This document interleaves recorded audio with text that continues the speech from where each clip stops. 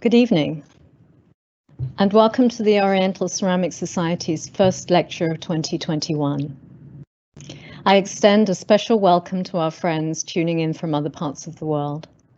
Here in Hong Kong, we're preparing to welcome the Year of the Ox, so I take this opportunity to also wish you and your families a very healthy and successful year ahead.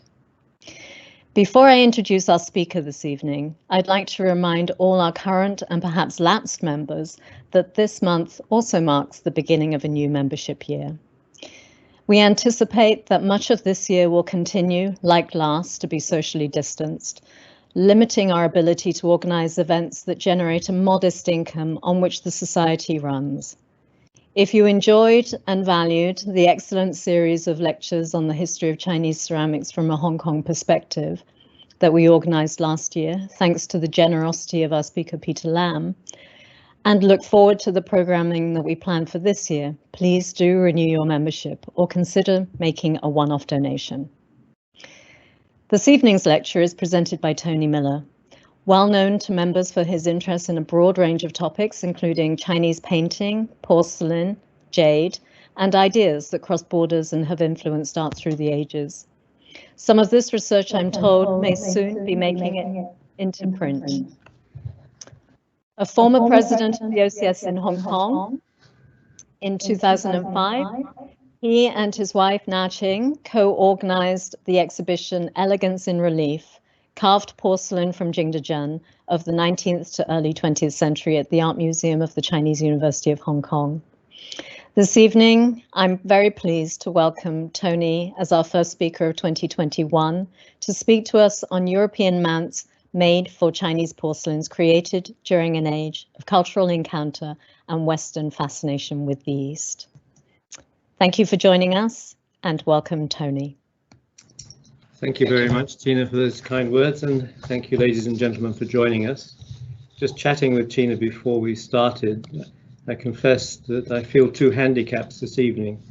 The first, I'm sure, like many of you, I've been Zooming meetings for the last few months, but I still feel a little bit handicapped by not being able to see any of you. And the second handicap is that if this was in the Hong Kong club, I would have been able to have the benefit of a good Bloody Mary to steady my nerves. So if I sound nervous this evening, you'll know why. But let's get the show on the road.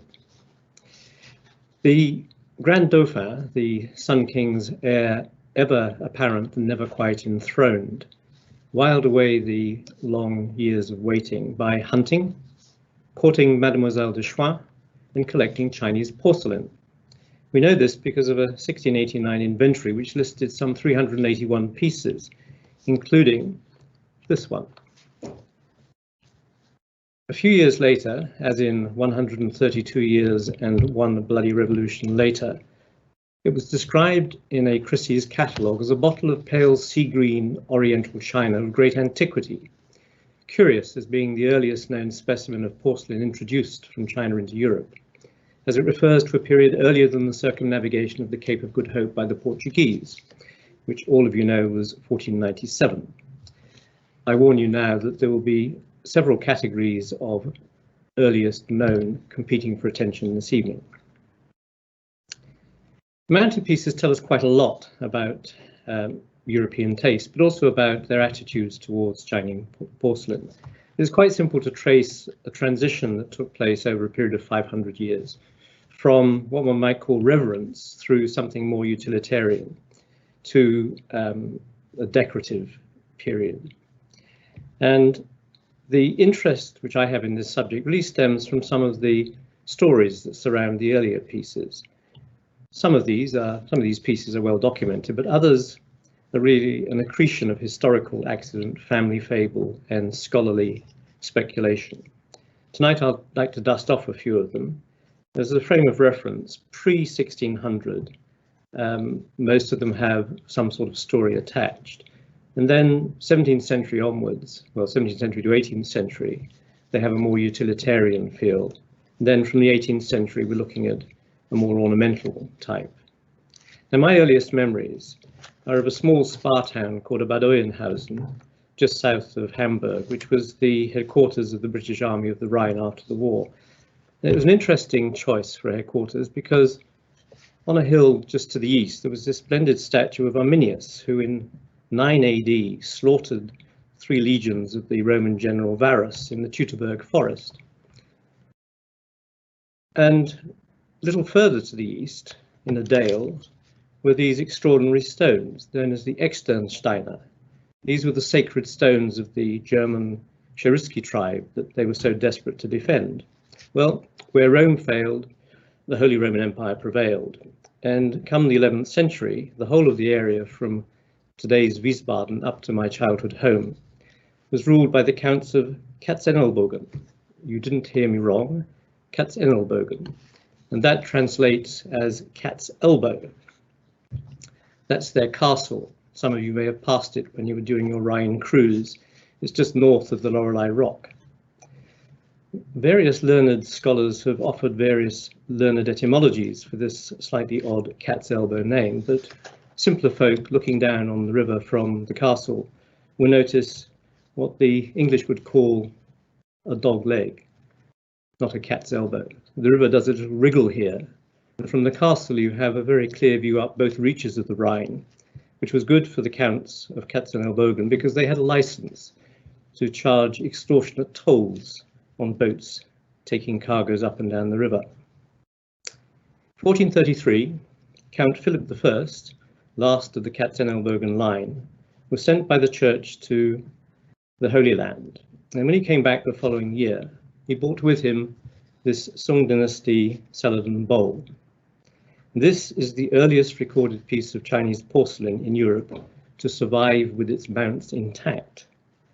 And the experts in heraldry know that from the armorials it could not have been mounted later than 1453. It's now in the State Museum in Kassel, which is in a delightful park, spoiled only by this hideous plinth at the top end, with an even more hideous Hercules statue on the top, redeemed by a small museum of wallpaper at the bottom.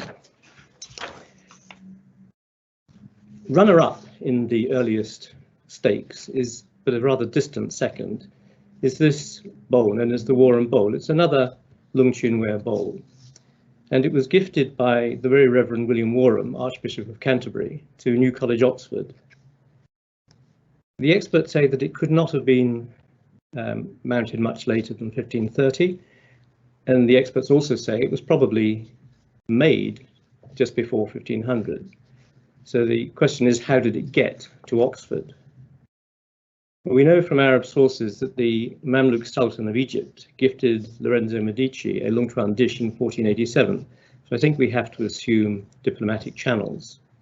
And I have a sneaking feeling that this was a gift for services rendered, and amongst the many services rendered to his masters, both spiritual and temporal, by the Archbishop of Canterbury, was the arranging of the marriage of Henry VII's son Arthur to Catherine of Aragon in 1501.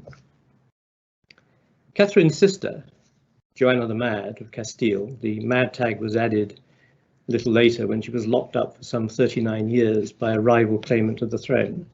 Joanna the Mad married Philip the Fair of Burgundy, and on the 10th of January 1506, returning to Spain by sea, they were shipwrecked off Weymouth in England.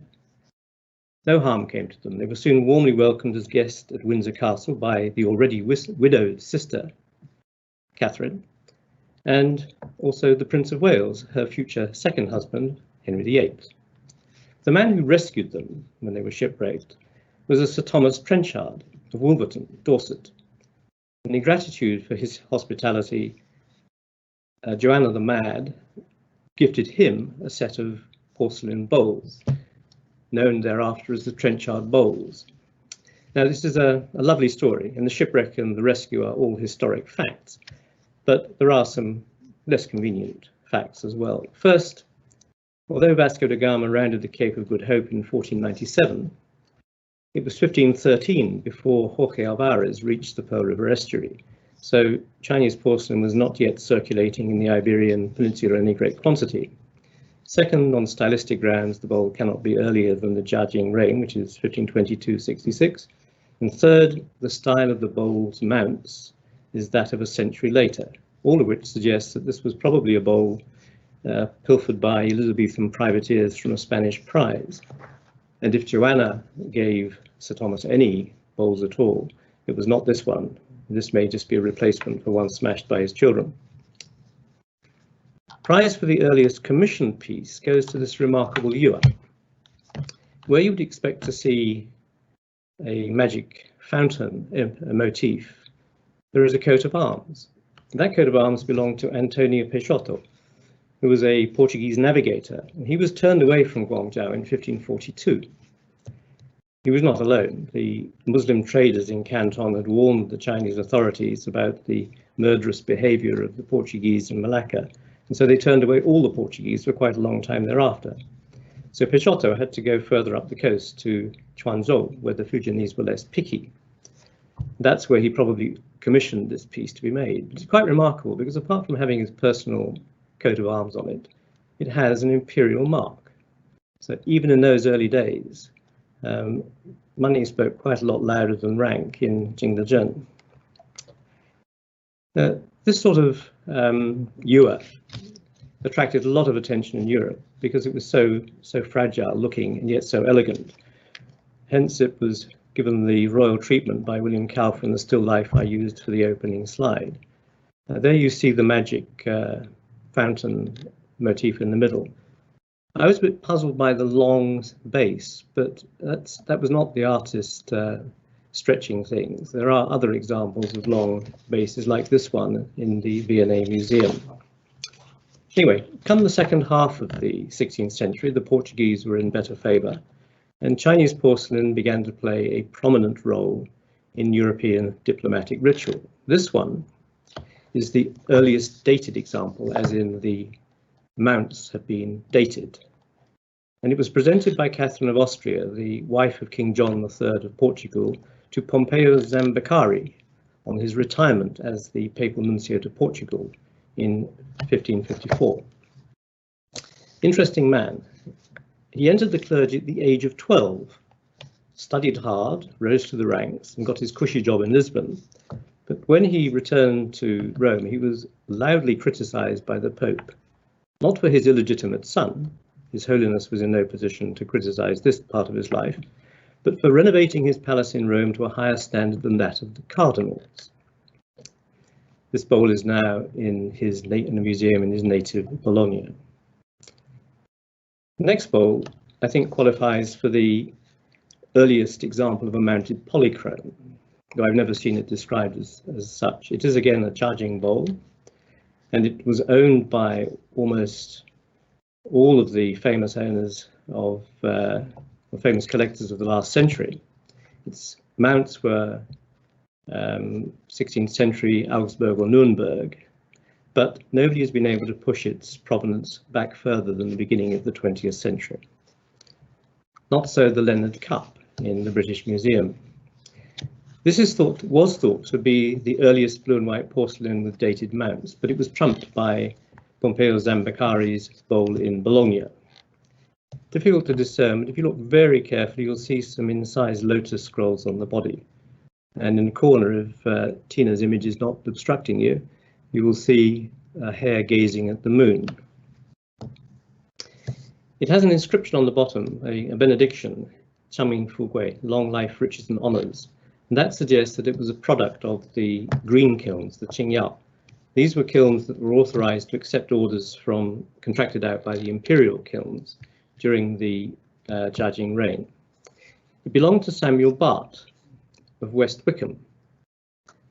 Little was known about him before, but I've managed to discover that his father-in-law, Stephen Slaney, was known as the Turkey merchant, as in he did business with the Turks. In fact, he was at one point held to ransom by them. I suspect that this bowl would have been gifted to the son-in-law, perhaps as a wedding present. Similar in several respects is another bowl in the British Museum, about which even less is known. But I put it here because this one has Augsburg mounts rather than the London ones which you saw earlier. The next group is something rather different. One of several innovations of the Jiajing reign was a thing called, the Japanese call kinranda, the gold brocade decoration. Here's an example in the Met in New York. This is the application of gold over the glaze. It was very popular in Japan and the Middle East, and eventually it began to filter through to Europe. And at one stage, that extraordinary place, Schloss Ambras in Tyrol, which I think qualifies as the earliest private museum in Europe, had more than 6 of the Kinranda bowls in its possession. This one is in the British Museum and it's lost most of its gilt, but it's a very curious piece, because apart from the benediction on the base, similar to the others, it has these initials. And Hercules Reed, the early part of the 20th century at the British Museum, who obtained the bowls, suggested that perhaps the G and the V stood for Graf von somebody or other. I scratched my head and I thought maybe it was something in Latin, but I ran out of Latin tags fairly quickly. So my next inspiration was to suggest we promote him from Graf to Margrave, so marked Graf von. And since I'm open to challenge here, and you Scrabble enthusiasts and crossword enthusiasts, please leap in at any moment. But since this was a period of the Holy Roman Emperor, I thought maybe something in German for Holy Roman, and I came up with Heiliger Römischer Prinzbischof. A is for either Aus or Augsburg, and P for Polonia or Pappenheim. Bit of a long shot, but the Margrave Gottfried von Pappenheim was appointed as a field marshal of the Holy Roman Empire in the 30 Years' War. He was a man of reckless courage. He was also a fervent convert to Catholicism, and his home in Pappenheim was only 60 kilometers from Augsburg, so a possibility, but no more than that. Swaithling Cup. It doesn't look like a Kinranda. It doesn't look like something because it's lost all of its gold. And it has a rather extraordinary and very ambitious soin de marque. Again, it's a judging piece, and you can tell that from the band around the inner lip of the bowl. This one was mounted by the London silversmith Affabel Partridge for a Mr. Lichfeld, who gave it to Queen Elizabeth I as a New Year's gift in 1582.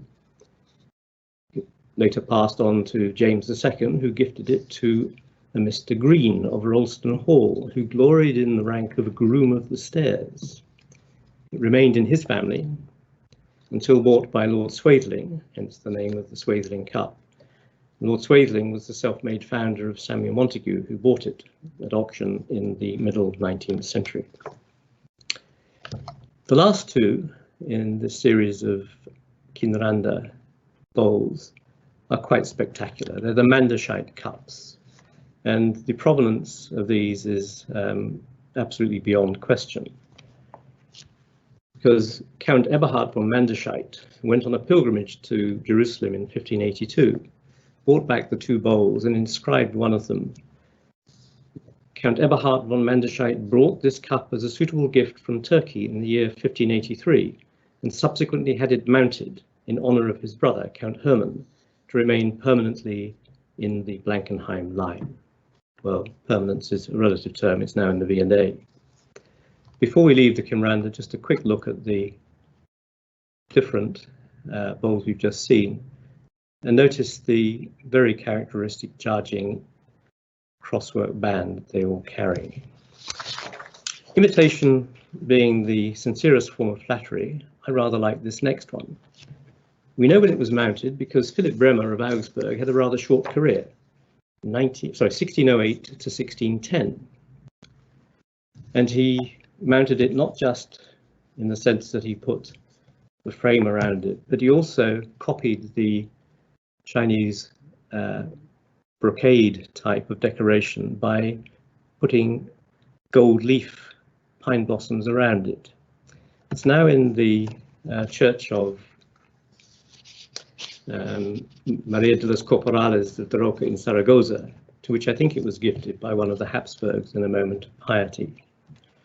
And that piety, the awe and reverence, is fairly obvious in many of the mountings you've seen, even with the KRAAK bowls. Now, KRAAK was an innovation of the Wanli period, the Wanli reign, when 2 things were happening. One was that there was a greater demand for export porcelain.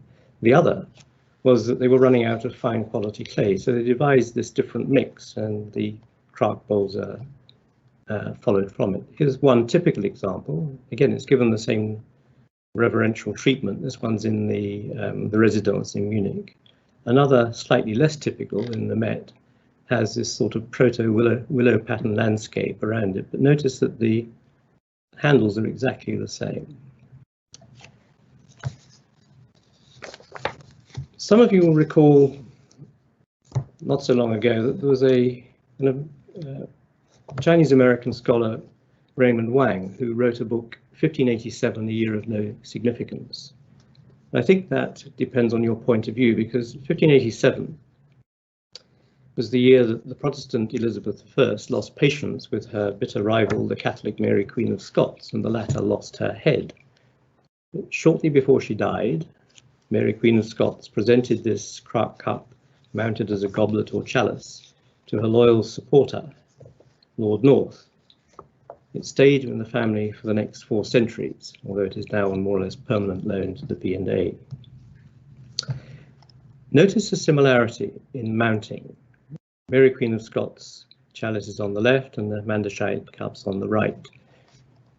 There was obviously a certain amount of interchange between the continental and the English craftsmen, but it started quite early in the 13th century when the Hanseatic League set up a London base in what became known as the Steelyard.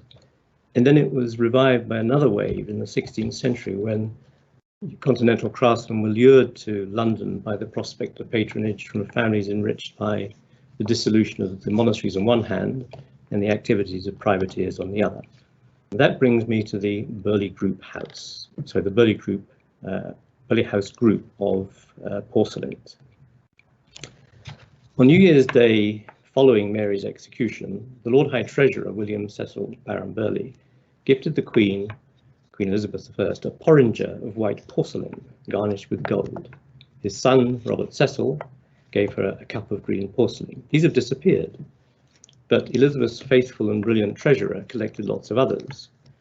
Most of them stayed in the family until 1888, when they were auctioned at Christie's and finally ended up in the collection of J.P. Morgan. The Met acquired them along with his estate. There's 4 pieces. This is, I think, the best of them. It's absolutely splendid. It's a lovely bottle vase, and these are late 16th century Elizabethan mounts. And they're really a set if you look carefully at the mounts. The bowl, silver gilt, and again it's got this sort of proto-willow pattern landscape decoration. It's quite a large bowl. The dish, again look at the landscape in the centre. And then the best of the bowls, the smallest of them, is this one with its beautiful phoenix decoration. And look carefully at the handles, and then let's go back to the, this is it when it takes its stays off to relax in the evening. Gorgeous piece. But look at this bowl we saw earlier. Look at the handles, and you'll see that the Trenchard bowls mounts are a dead ringer. So definitely not 1505, more likely a century later. Not all of the Burley House porcelain left the family. This one was retained for a very royal reason, and the reason is on a note which was found in the box in which it is normally kept, and the note is dated 1731. It reads as follows: "The basin enclosed herein was given by Queen Elizabeth when she stood godmother to my great-grandfather Walsingham, and was given to me by my aunt, the Lady Osborne, Walsingham's granddaughter, as being the only male heir of the family left, so that my children may be christened in it, as all her family were before," which is rather lovely. A little bit contorted and difficult to follow, but I've done a little bit of research. Sir Francis Walsingham, as many of you will know, was Elizabeth I's Secretary of State and her spymaster. He had no son, but his daughter Frances was courted by Philip Sidney, the son of another courtier. Queen Elizabeth allegedly did not approve of the courtship because it would have united 2 very powerful families, but the young couple were not to be denied. They eloped to Holland, where Francis conceived, and the Queen ultimately relented, forgave them, they came back, and she did indeed stand godmother to their daughter. Very diplomatically, they christened her Elizabeth. And even more lovely, the bowl first used in 1585 for that christening is still used for family christenings. Quite unusually, I mean, this is quite a large bowl. It's almost 2 feet across, and it has a near identical twin in the Fitzwilliam in Cambridge, which begs the question, where on earth did they come from? At which point we'll take refuge in some marine archaeology. This ugly beast gave Robert Lockhart Hobson, the curator at the BM at the beginning of the 20th century, quite a lot of trouble. The mounts were not dated, and eventually he ventured a 1530 dating. But more recently, they found shards in Portuguese wrecks which have almost identical spidery decorations on them, and they've now rolled that forward to the 1600s. Which is interesting because up until the end of the 16th century, the Portuguese controlled almost all of the porcelain trade. The Spanish had pioneered the tornaviaje, the crossing of the Pacific, but they preferred to carry silks and spices because porcelain was not really very good for lugging across the isthmus from Acapulco to Veracruz. And so the porcelain they carried tended to be stuff which was going to be used by the new colonies in Mexico. And interestingly, marine archaeology on the coast of California has found shards which are quite close to the patterns on the 2 christening bowls, which has led some to suggest that the bowls were seized by Sir Francis Drake from Spanish prizes off the Californian coast on his 1577-1580 circumnavigation. You can see that the dates fit. At the turn of the century brought even more competition from the Dutch.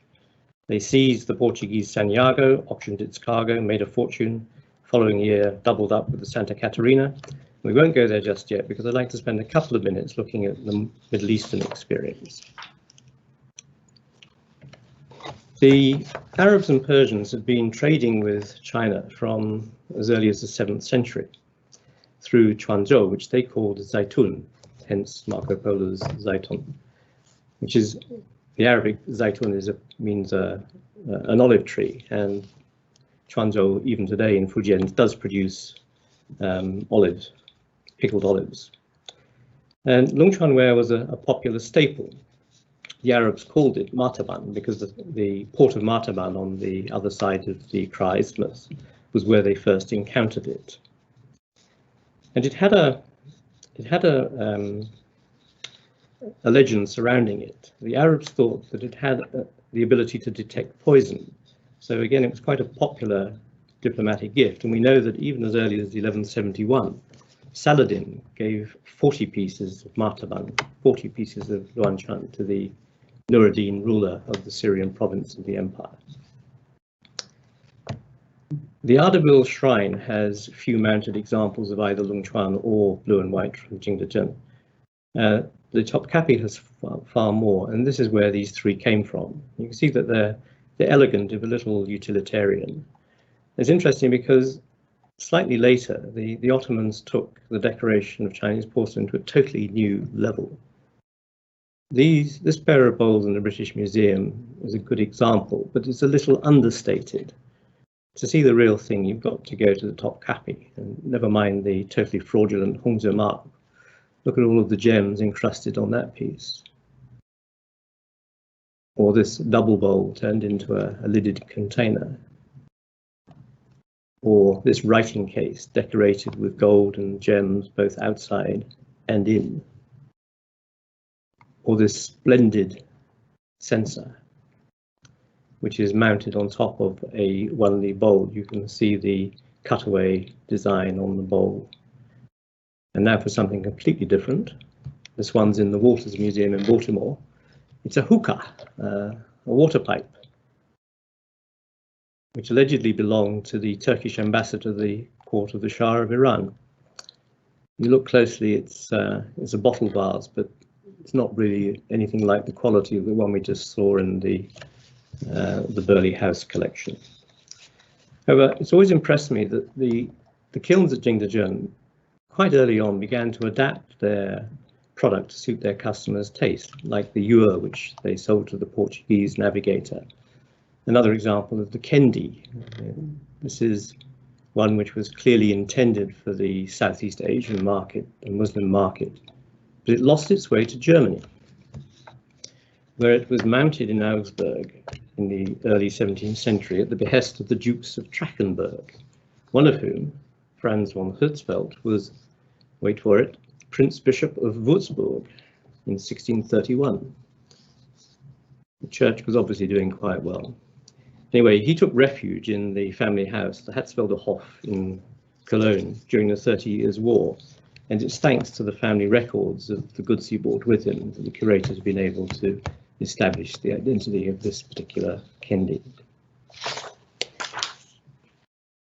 Now we get to the utilitarian period, as I call it. The Dutch were, as much as they were attracted by the idea of buying, making money out of porcelain, they were also feeling pretty upset that their Spanish masters had cut them out of the spice trade. And so they muscled their way into the Far East trade. And with the help of the equally disgruntled merchants of Fujian, they built up a monopoly position quite early. And in the process, I think we see that what once was viewed as a rare treasure, Chinese porcelain, became commoditized, not least because they began to adapt things to their own designs. And in fact, they used wooden models to help the kilns produce things like this mustard pot. This is in the V&A. There is really not very much that one could say was Oriental about this. Well, this is a straight adaptation, of which there are several examples. This one is English man's. Here's one in German man's. So this is a piece of Blanc de Chine, which has been given a glass sleeve and then gold mantle. The lid is interesting. It was only when I was putting the slideshow together that I realized I missed something when I took the original photograph. If you look carefully at the rim, there's a very early form of chinoiserie depiction in the top. Here we have a sugar caster. Now you know where the expression caster sugar comes from. Lidded boxes, thingamajigs, another lidded thingamajig. My favorite, not just because it's mine, but because it's in perfect working order, a gin dispenser. And then this one, the Duchess of Lauderdale's teapot, which qualifies for the earliest mounted teapot made from Zhangzhou whiteware from Fujian in Europe. The Duchess of Lauderdale was quite an interesting lady. She was a regular at the court of Charles II, whose wife, Catherine of Braganza, is often credited with popularizing tea drinking in England. And the Duchess was a trendsetter of her own, organized her own tea parties, and had her private closet at Ham House decorated in Asian style. Moving on, we come to what I will call the decorative arts period, and we'll be moving quite quickly through this. If you blink, you'll miss some of these slides. That's so I avoid having Tina ring a bell halfway through my talk. The French, like the English, were slow starters on the China trade, but I think credit is due them for rescuing China from the kitchen and elevating it to the decorative arts of the aristocracy. They were led by the Sun King, Louis XIV, who was so inspired by tales he heard of the famous porcelain pagoda in Nanjing that he commissioned the Trianon de Porcelain for his mistress, Madame de Montespan. This was decorated on the inside with blue and white tiles. Regrettably, they didn't have enough of the real thing, so he had some lookalikes done in the nearby faience factory. But he consoled himself by taking his morning bouillon in a cup of Chinese porcelain mounted, we are told, with handles of gold in the form of entwined serpents. His grandson, the Petit Dauphin, who became Louis XV, followed Grandad's example and decorated the rooms at Chateau de la Mouette à la Chinoise for his mistress, Madame de Pompadour. The fashion spread, and artists and designers such as Antoine Watteau, François Boucher, Daniel Marot all made a pretty penny out of it. Daniel Marot is credited with what became known as the cheminée à la française, a very different form of mounted porcelain, of which I think the most extravagant example is this one in the Residence in Munich. The mid-18th century was the age of lachinage. That's an earlier word than chinoiserie. This is a period when the marchands merciers were capable of taking almost any piece of Oriental art and turning it into something more suited and more practical for their European customers.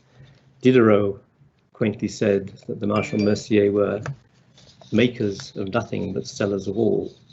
And one of them, Lazare Duveau, who ran the shop known as the Au Chagrin de Turquie, has records which show that the Pompadour bought 150 pieces of mounted porcelain from him. She had a thing about turquoise. This is the reconstruction of her boudoir in the Louvre, and here's the same set put together for a group photograph. Even today, it's easier to find Kangxi turquoise in France than anywhere else in the world, despite the fact that large quantities made its way across the Channel after the Revolution, hence this cabinet in V&A. Celadon also found favour. As you know, it was the French who named it Celadon after the shepherd in Honoré Dauphé's Astrée. It used to be a monopoly of the Longquan kilns, but by this time, by the Kangxi reign, the kilns at Jingdezhen were already making respectable lookalikes, such as this one, which made its way across the Atlantic. When I see this sort of thing, I think the French must have had the same sort of taste for ormolu as the Austrians have for cream on their desserts. Some are more restrained, but the fashion spread across Europe. These conjoined carps of Buddhist symbolism found favour. They must have been a bestseller because this one is in the Gulbenkian in Lisbon, but there's an almost identical set in the Music Room in Brighton. Here's another piece from the Gulbenkian. Even humble crackleware got the royal treatment. Look at the way they've used a small bowl to form a lid over the top of this one. And another enormous vase in Pilsrunda Palace. That palace has a tale of its own to tell.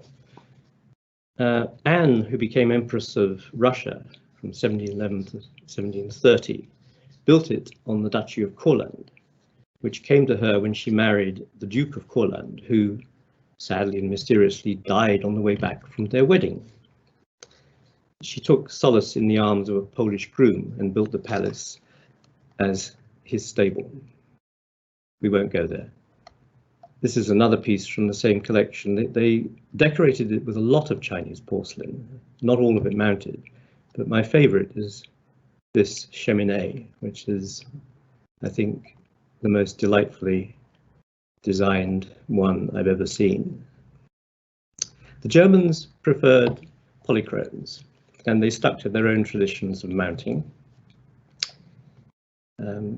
Not quite as overstated as the more extravagant French. But this one is worth taking a look at, just to show you the length they went to adapt things. This was originally a long-necked vase, if you look carefully, but they lopped the long neck off. And then they took a slice of it, as you might take the slice off the top of an orange, and used that as the lid. One wonders how many they broke in the process. The Germans also liked Blanc de Chine. This, I think, is a quite delightful cruet set. This one, I'm not sure what it is. It's in the Percival David Foundation. It's a pair of cups which have been mounted one on top of the other. They're Frenchman's, but they have mice and flowers, so it's a bit of a hybrid. But the pièce de résistance is this Perfume Dispenser, which I first came across in a trade fair in Kunming, where it was described, I jest not, Junware vase of the Ming, which must qualify as one of the better oxymorons. I think the appraiser was probably smoking something. It's more likely to be a Qing dynasty Longquan lookalike.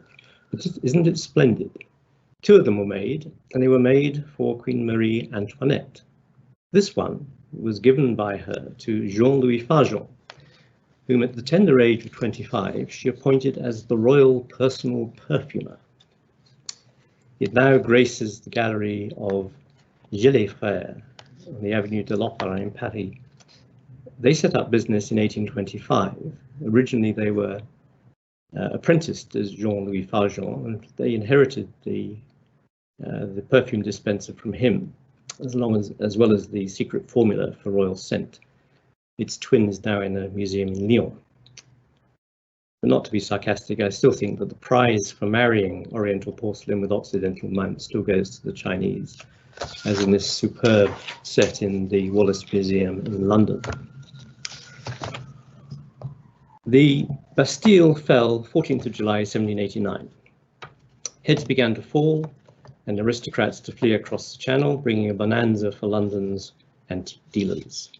One adventurous young Brit, who was born with a spoon in his mouth, care of the sugar plantation that his father had opened with slave labour in Jamaica, decided he'd go to Paris and see what he could find. William Thomas Beckford came back with quite a haul, and it included a Chinese ewer glazed in sea green, decorated with daisies and mounted with silver. He was very proud of his acquisitions because he was building a fantastic house and he wanted to litter it with a lot of antiques, and he even commissioned a couple of guidebooks. The front piece for one of them, you will notice there is a familiar looking ewer which he had acquired in Paris. Unfortunately for him, funds began to run out and he was forced to sell to an Anglo-Indian arms dealer called John Farquhar. Interesting man, he'd made his money selling gunpowder in India. Very rich and very mean with himself and his clothes, hence the cartoon here, but very generous with various charities. He liked the house, but not the contents, and so he spent 3 years with Phillips working off the various antiques he found there. As a result, William Thomas Beckford, the original owner, and his son-in-law, the Duke of Hamilton, were able to buy back some of the treasures from the house. And the Duke of Hamilton lucked out and took the ewer. As you can see here, and as some of you will have guessed, the house in question was Fonthill Abbey, otherwise known as Beckworth's Folly, and the ewer was the Fonthill Vase. It had its, as you can see, 1823, it still had its mounts. By 1844, we know they were still mounted, but when the Hamiltons had to sell their house and contents in 1882, the mountings had disappeared. The sale was a bit lackluster, and the vase also disappeared. But fate moves in curious ways. Come 1897, a French antiquarian by the name of Mazerolles came across this drawing, which we saw earlier, and became interested. He was very interested in heraldry. And although he had never seen the ewer, he never did, he used his knowledge of heraldry to reconstruct the vase's history. His theory was that it had been carried from China to Europe in 1338 by Nestorian Christian prelates on a visit to Pope Benedict XII, then in exile in Avignon. You will ask, how likely is that? And the answer is, well, not as improbable as you might have thought.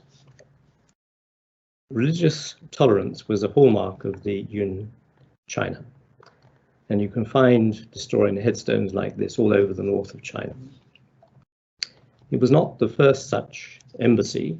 In fact, 50 years earlier, Rabban Bar Swama had been appointed ambassador to Europe by the previous Khan, and he'd visited many of the heads of state in Europe, including France's King Philip and England's King Egbert I. More than that, the Pax Mongolica made travel so safe that a maiden bearing a nugget of gold on her head could wander safely throughout the realm, or so we are told. And no doubt Marco Polo and his uncles agreed. Mazerolles' history was quite ingenious. He thought that the Nestorian prelates had come to Europe, entered Europe through Hungary, where they presented their diplomatic gift, the vase, to Louis the Great of Hungary. And the latter, shortly before he died, had it mounted and presented in 1381 to Charles III, Durazzi, King of Naples, when the latter was crowned by the Pope, and diplomatic gifts being infinitely recyclable, it fairly soon made its way to the cabinet of wonders, arts and wonders of Jean-Luc de Berry, one of that century's greatest collectors. And from there we know it went, as we saw earlier, to the Grand Dauphin of France. When he died, his whole collection was looked after by the equivalent of the Chancellor of the Exchequer of the time, who was the Archbishop Francois Lefebvre de Caumartin. And it was while he was looking after the loot that another antiquarian, Roger de Gagnère, arranged for a portrait to be drawn of this particular piece. And aren't we lucky that he did, because otherwise we would never know what this vase looked like. And now we come to an even stranger turn of fortune. 77 years after the vase disappeared at auction, Arthur Lane, keeper of the ceramics at the V&A, visited his colleague in Dublin, and to his melancholy fortune, spotted this vase in the storeroom. I suspect that his first reaction was, oh, that's rather like something I've got, because he had this one in the V&A already. Put them side by side, you can see that the innovative use of applique by the Jingdezhen kilns on the Qingbai porcelain was already well in train. But when he saw the hole that had been drilled in it, he realized, since he knew something about Mazarolle, he knew exactly what he was looking at. This was the Fonthill vase, and this is what it should have looked like.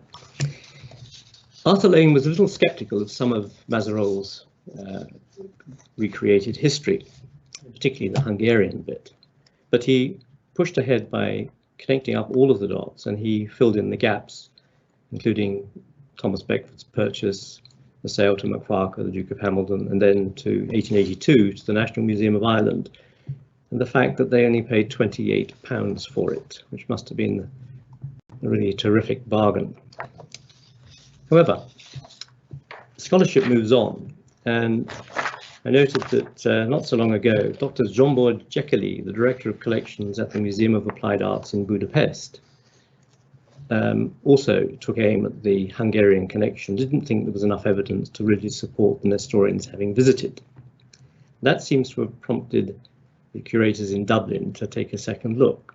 Their website now suggests that it was Giovanni di Marignoli, a Franciscan missionary, who travelled in China 1339 to 1353, came back and was court chaplain to the Holy Roman Emperor Charles IV, 54 to 55. And they suggest that maybe he brought it back and presented it to the Holy Roman Emperor. And then the chain continues much as Mazarolle had it before. Now, I've no idea whether the legs of the Franciscan Courier are any sturdier than the Nestorians, but I am delighted that the serious research continues. One last slide to end with, and then Tina can breathe a sigh of relief. It's this one. This is the mystery one. This is currently, and if Daisy Wong is listening, congratulations, this one is in the Peabody, Essex. We know that it was mounted by Peter Weber of Nürnberg, somewhere in the early part of the 17th century. But that's all we know. The donors, Peabody, Essex, wanted to maintain their anonymity. I managed to trace it to a 1997 Sotheby's sale in Geneva, but the auctioneers have also got their lips sealed. So although it's a really splendid piece, and I would love to know more about it, absent another Mazarolle or an Arthur Lane, we may never know. Thank you for listening.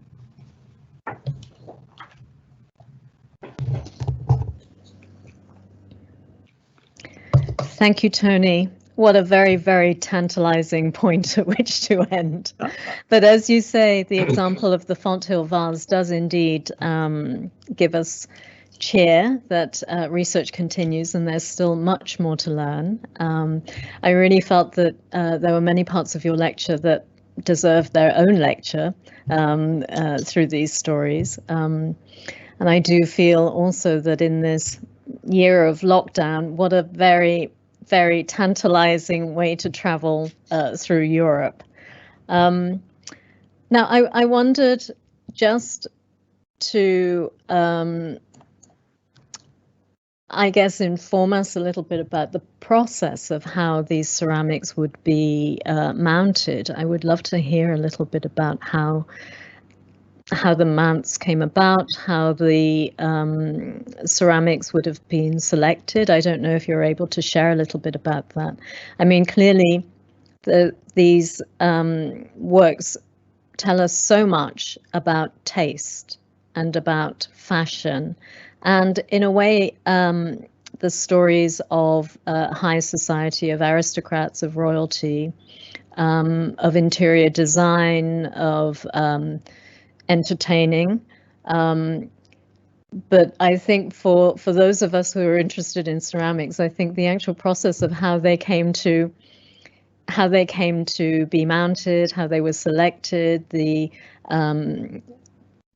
difference between the high and the low. I liked that contrast between rather quite modest crackle wares or sort of more that wonderful Zhangzhou teapot you showed us, the more modest wares, as well as the very, very lavish polychromes.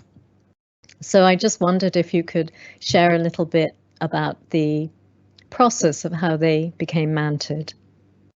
You're putting me on the spot. But oh, I'm sorry. but I'll accept the challenge.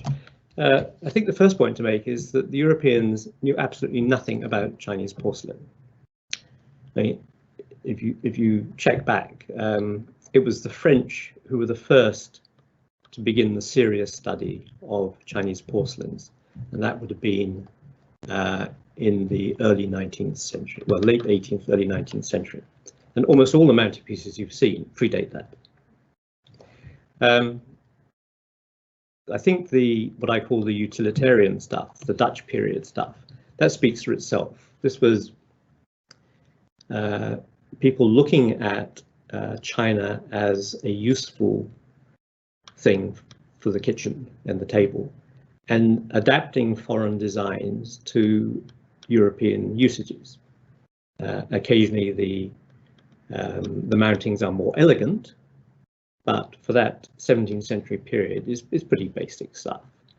You go back before that, so you start with things like the Walsingham Bowl and so on. The Europeans of those days, and I suppose their first contact with Chinese porcelain would have been during the Crusades, when they would have found some, probably celadons in the Middle East. And for them it was a very remarkable substance. They'd never seen anything like it. The sort of stuff they were used to was earthenware or woodenware. So this was something which was impermeable, it was shiny, it was remarkably strong, it could take liquids which were hot or cold, it didn't break unless you threw it on the floor, and they were in awe of it. That's the only word for it. So somebody like the pilgrims who I mentioned, who go to the Holy Land and pick up a bowl, wow, take it home. Well, who do you give it to? Well, you give it to your brother as something splendid, or you give it to the Archbishop. It's, and you have it mounted. Mounting itself was not something new. European craftsmen have been mounting stoneware, pieces made of precious stones, glass, shells, for centuries before that. You can go and look in pieces of Roman antiquities, and you'll see mounting. It's not exactly a new science, but they were particularly skilled at it in this period. And to me, it's fascinating that during the period of the Holy Roman Emperor and the Habsburgs, the craftsmen of Nuremberg and Augsburg were clearly the leaders in the field. Now, I don't know enough about that, and I'm having found a little bit out about it, I'm delighted to go and look more at it. But they were clearly the people to go to when you'd got something which was precious, in your view. They didn't know the difference between celadon, real porcelain, KRAAK, whatever, but it was revered, and you wanted to make a present of it to the church or whomever. And so these were the people to go to do the design work. That's fantastic. Move further forward to the to the arts décoratif. Well, the French were going crazy with Oriental stuff, whether it was Japanese or Indian or Vietnamese or Chinese, and they were doing strange things with lacquer, as well as jade, as well as porcelain. Why they went over the top with some of this ormolu, I do not know. I think the more restrained stuff is actually much lovelier. Time for more research. Well, that was a very a very game attempt at answering the question. We have a couple of really great questions. One from Professor Greg Thomas from Hong Kong U, who compliments you for a rich and wonderful talk. He asks, so mounts render ceramics very hard to use, and they became highly decorative in the 18th century. Do we know if these early examples of the 16th and 17th century were still used for drinking? Not as far as I know. I think he's absolutely spot on. The fact that they are heavily mounted and suggests that the mountings were not just decorative, but also protective. Some of them that are more lightly mounted, I'm never sure, for example, with Mary Queen of Scots' little KRAAK bowl, was that a goblet or was it a chalice? I'm tempted to think that it was actually a chalice. And she was rewarding one of her Catholic supporters, and that would no doubt have gone into the family chapel rather than the family's kitchen table. The later ones, I think you have to pick and choose a bit. If you wander around somewhere like the Residence in Munich, there's a lot of that which is ornate, but is eminently usable. The little cruet set is perfectly usable, for example. There are writing sets similarly mounted, which are desk sets, which are eminently usable. The large chargers and the ewers, they're eminently usable. But there are, I think some of the later bits, no, it's purely decorative. That's why I call it decorative art. Renee asks whether you know of any other pieces that were once mounted, like the Fonthill vase, and then subsequently unmounted as taste changed.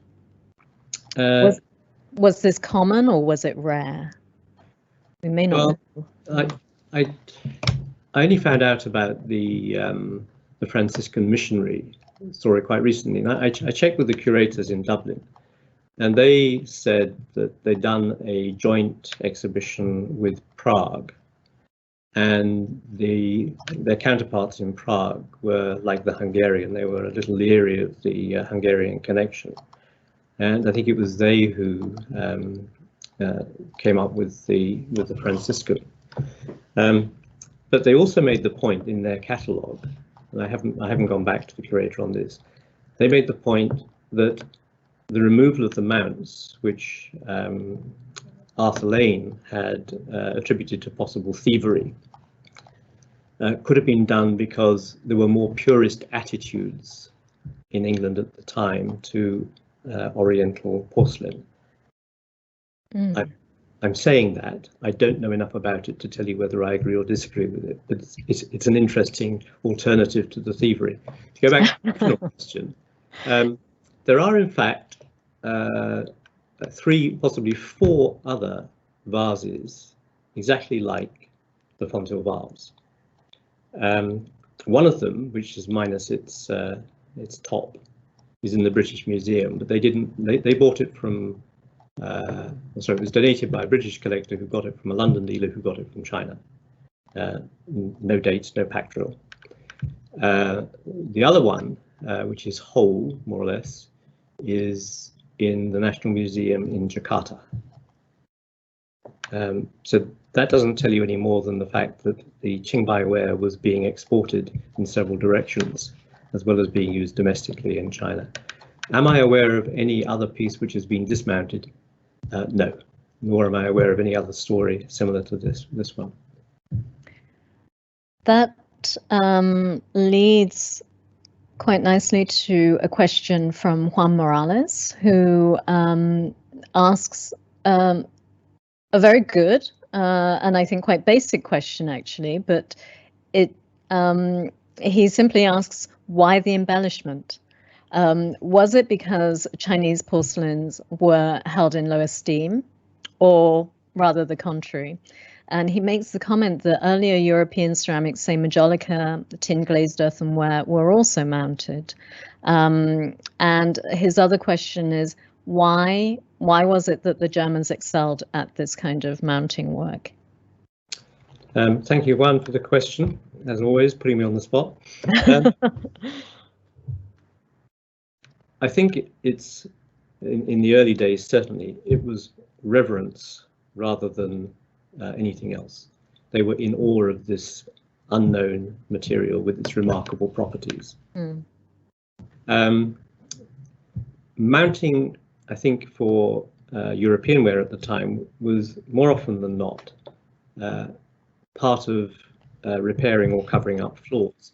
And many of the mounted pieces which you'll find around the world now are very cleverly mounted, and the mountings do hide blemishes or flaws in them. So it's it's something which runs through not only European ware but also Chinese porcelain, which has been bought from afar to be used in Europe. Why they went over the top, I have no idea. I mean, I chose the title Gilding the Lily because, frankly, there are some pieces which would look better without the mounts, in my view. Bear in mind, if you go back, go through all the slides again, there is not a single piece of imperial ware that was on the screen. Everything you're looking at was imported. Some of it was real export ware, some of it was gifted in through diplomatic channels, but none of it is of the sort of quality which was used as tribute or giftware, for example, around Asia. You could possibly put a question around some of the bowls, the Kinranda bowls that went to Japan and India before they came to the West. But these were not imperial ware. So, Gilding the Lily, I'm being a little bit sarcastic. Most of these pieces were improved in European eyes by the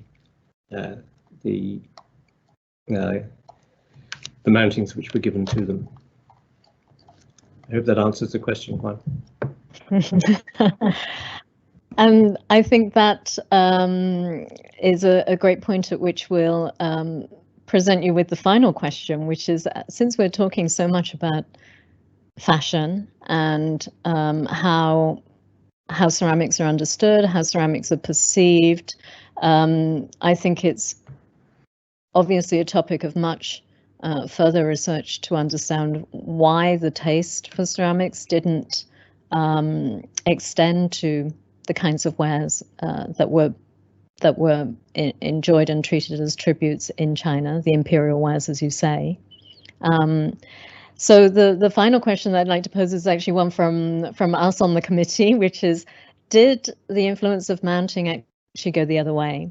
So were the Chinese, I think you showed that wonderful example in the Wallace collection, were those Chinese mounts made for Chinese wares, or did the Chinese begin to imitate mounts that would then be exported, or did they adopt the Western fashion for mounts? Well, the Wallace collection is definitely European mounts. Did the Chinese borrow the idea? No, the Chinese have been mounting porcelain on different types of ivory, gold, jade stands for centuries. The Chinese have their own tradition of mounting. I'm not aware of any Chinese attempt to do a look-alike European mounting subsequently. But I think on the fashion front, I made the point earlier that it was the French who first took Chinese porcelain seriously. And after the Napoleonic Wars, if you look at the sort of things which were being collected in France, that was when they began to get more serious about what they were collecting. And by that time, of course, the colonial powers were nibbling at China's shores and beginning to pinch things from palaces and so on. And the connoisseurs of Europe were beginning to get much more choosy about what they displayed. And a final comment. Oh, a final comment, I think, from a viewer in London, from Linda Pomper. I don't know if you know her. She's complimenting you for a wonderful talk. She wrote about the Burley pieces in a recent OCS transactions, and she says she's also written about the fountain ewers and the references in Jessica Harrison Hall's Ming book. Her name was then Shulsky. So sending on compliments from London. So I look forward to reading it. Good. Me too. So as we run over a little bit, I'd like to thank you all for joining us this evening. Thank you, Tony, for a very rich and wonderful talk, as commented upon by Professor Thomas. Very tantalizing, amazing visuals, Tony. Perfect for this lockdown era. And I would like to just thank Tony also for agreeing to share his lecture after this event. I understand that there may have been a few technical issues for some of you. So in a few days' time or next week, we'll be able to share the recording of this lecture via the OCS website or the OCS YouTube channel. And before we close up this evening, I'd like to promote our next event and to thank the Luo Guicheng Foundation for their ongoing support of the OCS. They fund a lecture in honor of one of our founding members, Dr. K.S. Low, and for the 2020 K.S. Low Memorial Lecture, we're delighted to be welcoming Professor Anne Gerritsen of the Universities of Leiden and Warwick, who will draw on her research that she recently published in the book, The City of Blue and White, Chinese Porcelain and the Early Modern World. Very fitting lecture following on from Tony's this evening. And that will be on the 25th of March at 7 p.m. So please do join us then. And in April, we will be launching a new series of lectures by Professor Stephen Gallagher, tackling legal issues of interest to collectors, and that will be for members only. And on that note, I wish you a good evening, good health, and don't forget to renew your membership. Thank you for joining us this evening, and thank you, Tony. Good night.